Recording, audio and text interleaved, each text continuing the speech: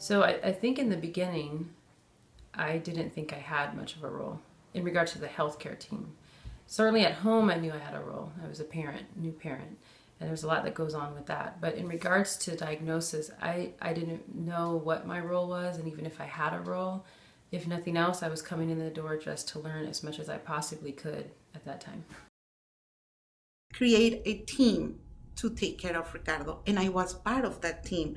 And they assured me that I was an important part of the team, and that is something that I didn't know. I thought that, oh, I don't know how to be a mom, and this is my first son, and I don't know him because he's different than other kids.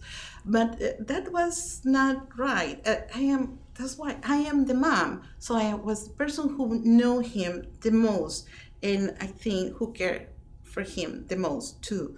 So, but for me, I didn't know that, and for this doctor to include me in that team, that was so empowering for me, and that was so helpful. And I think that makes the difference in how I'm advocating for my son.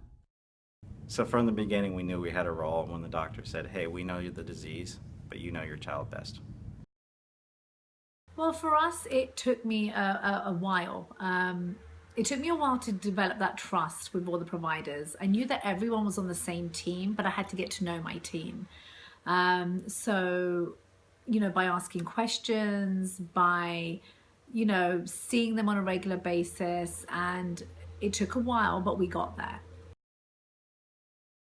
So we were told to be our child's advocate, but we didn't really understand what that meant. And through the process, we found out that what it means is to represent the needs of our kid, who's only 2, to the medical staff in those aspects that are outside of the drugs and the treatment. For instance, she got so overwhelmed socially that we had to actually say, she doesn't want you to talk to her so that she could have her space. When I'm comfortable working with, a provider, I think it allows me to be, less defensive as a parent, less aggressive or assertive. I'm more open, I'm more relaxed, I'm more trusting in their decisions. And I think when that happens, it takes a lot of the tension out of the room itself. And, I think the mutual respect and the comfort level between the parents and the providers is a critical point in all of our well-being.